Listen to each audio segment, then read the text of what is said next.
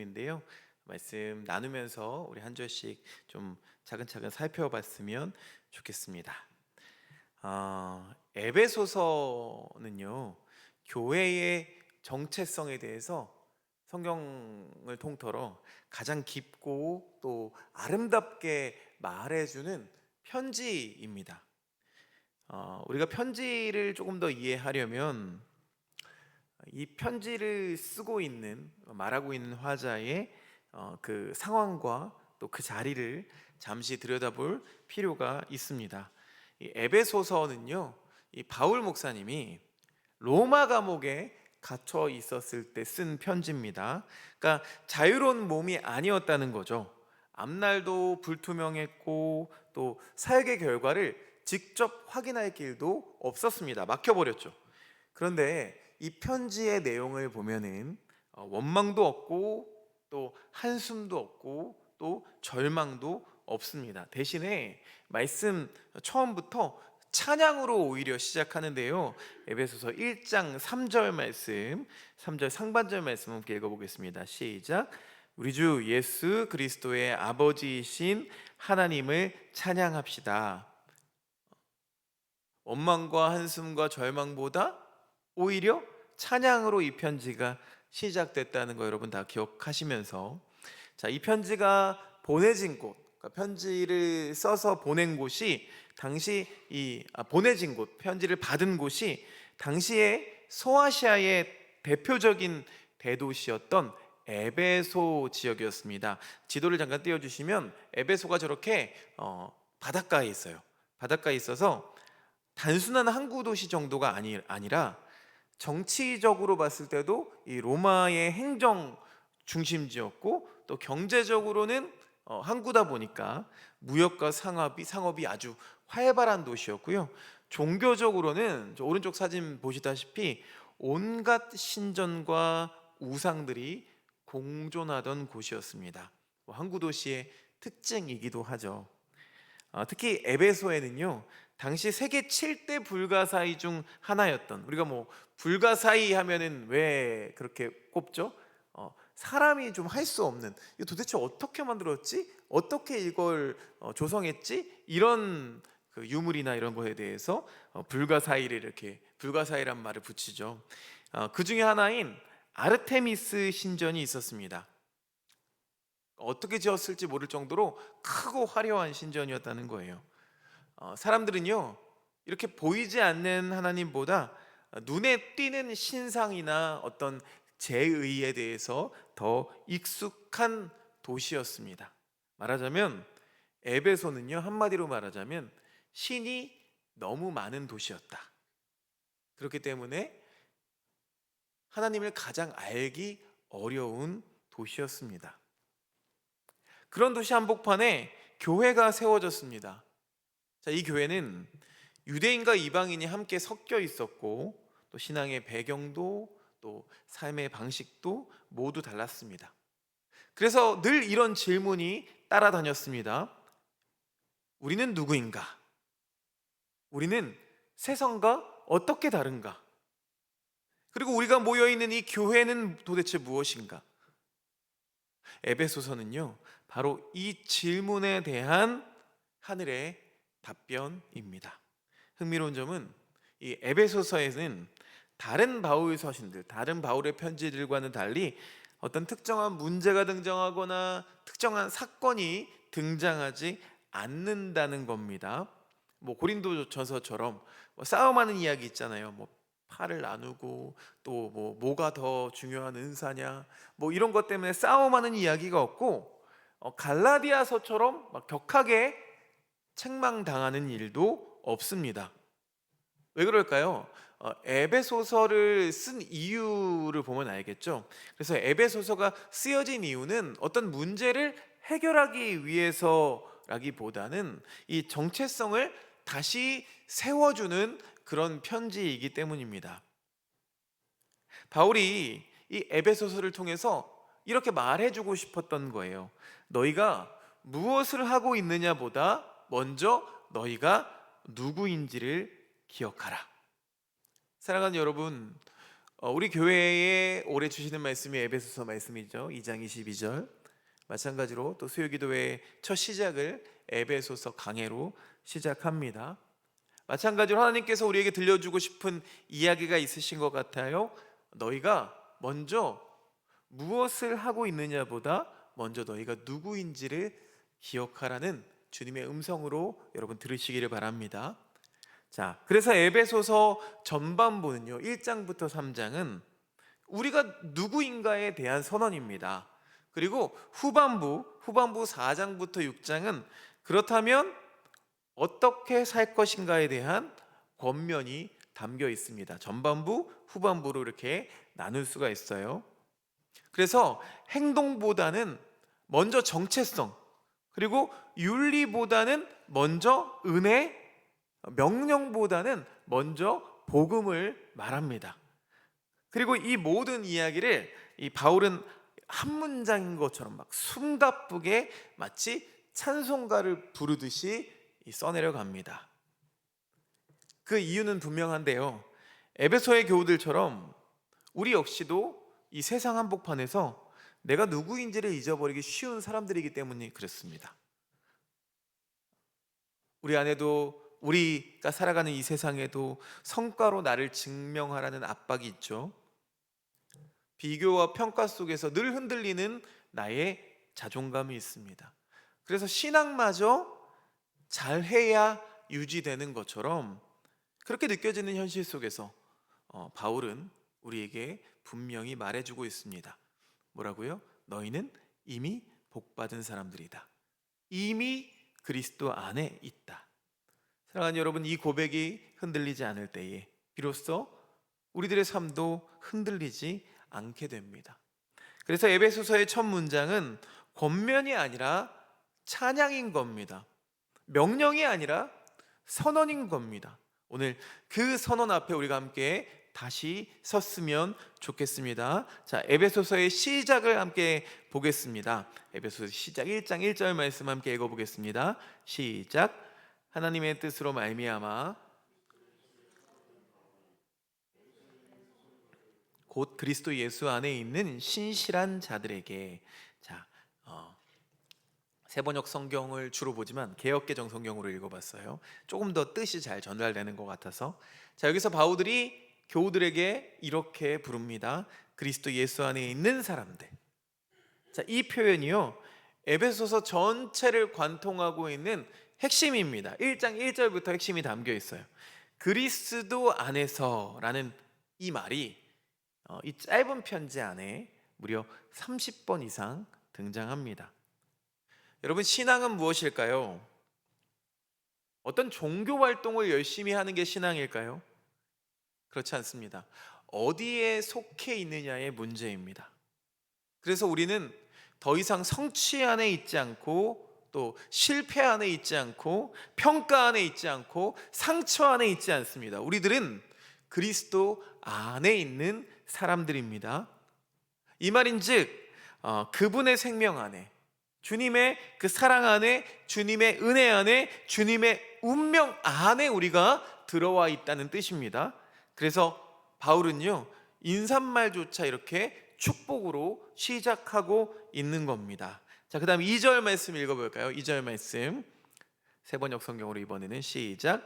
우리 아버지 하나님과 주 예수 그리스도께서 내려주시는 은혜와 평화가 여러분에게 있기를 빕니다. 잘 보시면은요, 은혜가 먼저고요, 그 다음에 따라오는 게 평강입니다. 그러니까 우리가 평안하세요, 뭐 평강에 대해서 이야기할 때 평강이라는 것은 이렇게 애써 만들어내는 감정이 아니라는 거죠. 은혜가 머무를 때, 우리 안에 머무를 때 따라오는 열매가 평강입니다. 자, 이어서 우리 3절 말씀 볼 텐데요. 3절은요, 어떻게 보면은 1절, 2절이 인사말이라면, 축복의 인사말이라면 3절이 바로 에베소서 전체의 문을 여는 선언입니다. 아까도 읽어봤지만 이번에는 세번역 성경으로 다시 한번 읽어보겠습니다. 시작. 우리 주 예수 그리스도의 아버지이신 하나님을 찬양합시다. 하나님께서는 그리스도 안에서 하늘에 속한 온갖 신령한 복을 우리에게 주셨습니다.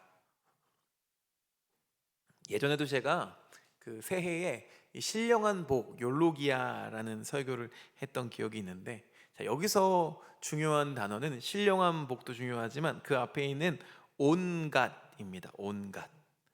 그러니까 뭔가를 일부분만 주신 게 아니에요.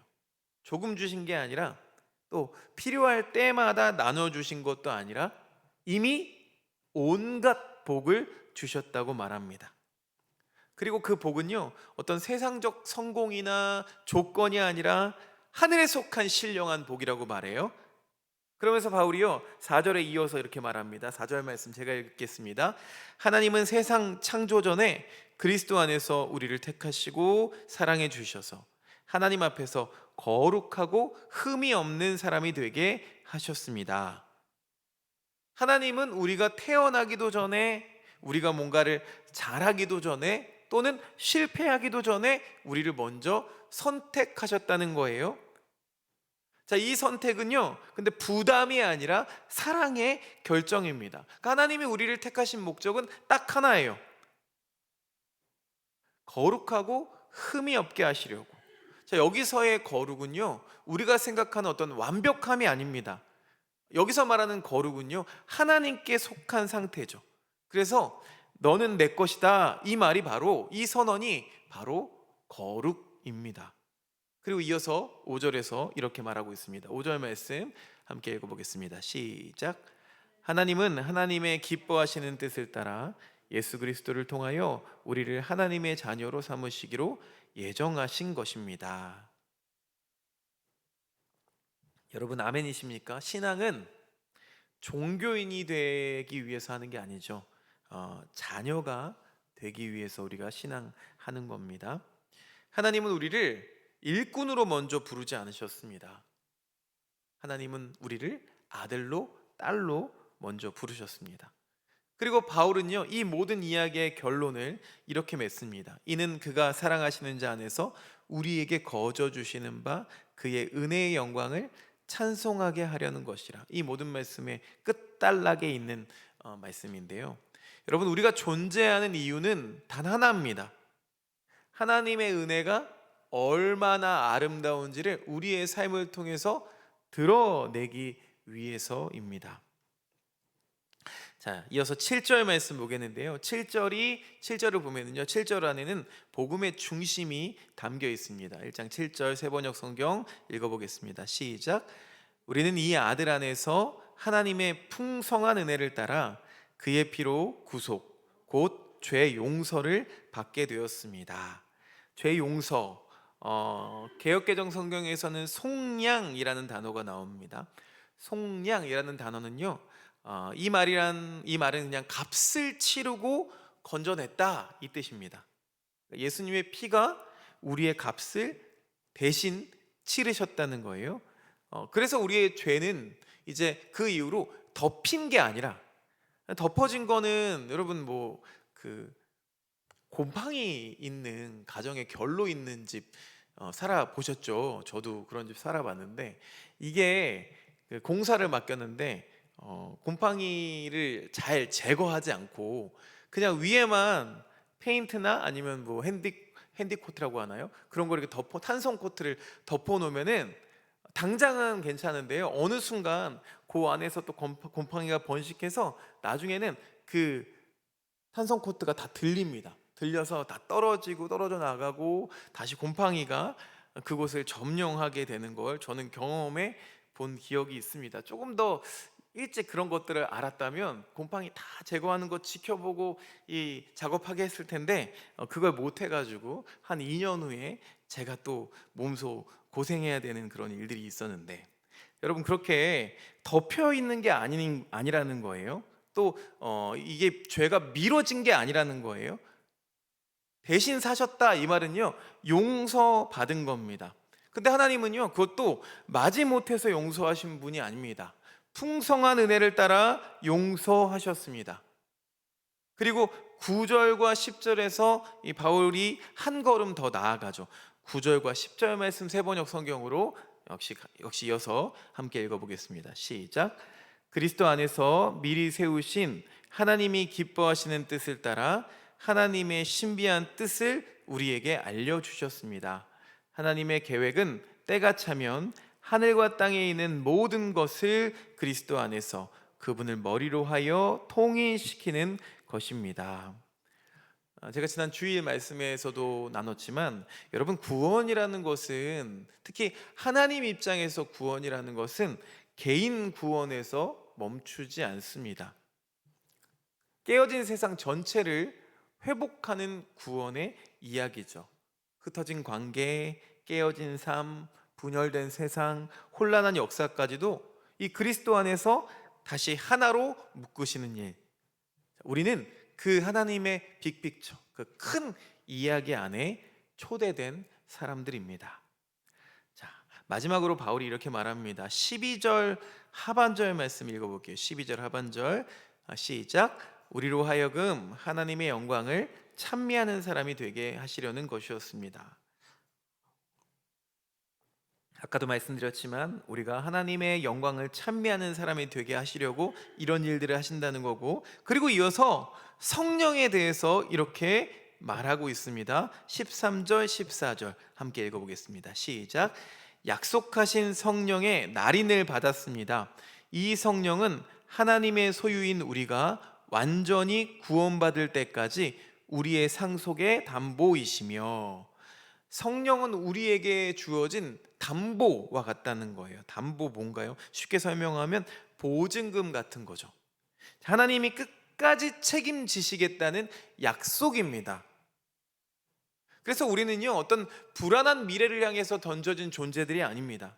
성령으로 날인받은 사람들, 성령으로 인치심을 받은 사람들이죠. 그래서 우리의 삶은 비록 완벽하지 않아도, 연약해도, 흔들려도 방향은 분명한 겁니다.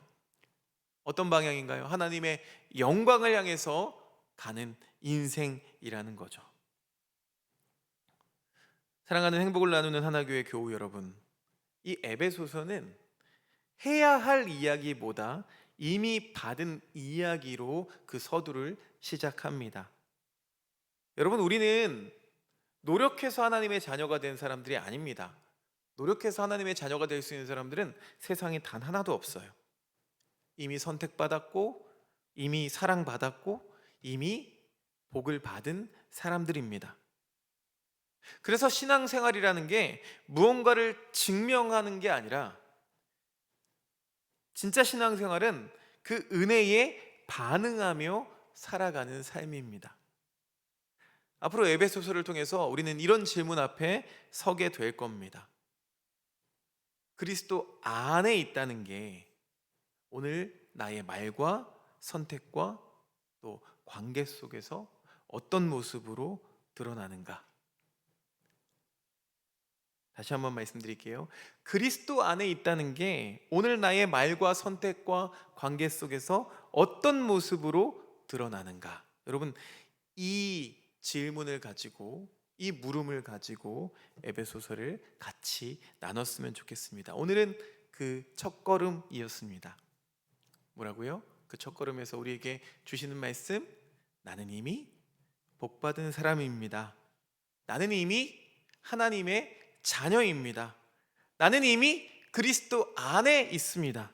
여러분, 이 고백 위에 우리들의 삶이, 또 우리 공동체의 걸음이 다시 세워지기를 간절히 소망합니다. 제가 먼저 기도합니다. 하나님 아버지, 오늘 우리를 다시 에베소서 말씀 앞에 세워주시니 참 감사합니다. 우리가 무언가를 이루기 전에, 무언가를 증명하기 전에 이미 그리스도 안에서 복을 받은 사람임을 오늘 말씀으로 확인하게 하시니 감사합니다. 세상 한복판에서 성과와 비교와 평가에 흔들리며 내가 누구인지를 잊고 살았던 순간들이 있다면 오늘 이 말씀으로 다시 우리의 정체성을 회복하게 하옵소서. 우리를 그리스도 안에서 택하시고 또 자녀 삼아 주시고 은혜로 인치신 하나님 앞에 다시 서게 하옵소서. 그래서 우리가 두려움으로 신앙생활하는 게 아니라, 의무로 예배하는 게 아니라 받은 은혜에 대한 기쁨의 반응으로 하루하루를 살아가게 하옵소서. 성령께서 우리 안에 거하시며 끝까지 책임지신다는 그 약속을 붙들고 흔들리는 순간에도 나는 그리스도 안에 있다 라는 고백으로 다시 일어서게 하옵소서. 주님, 우리 공동체가 세상보다 더 잘나서가 아니라 은혜를 입은 사람답게 하나님의 영광을 드러내는 공동체 되게 하시고 우리의 말과 선택과 관계 속에서 그리스도의 향기가 흘러가게 하옵소서. 이 모든 말씀 우리 주 예수 그리스도의 이름으로 기도드립니다. 아멘.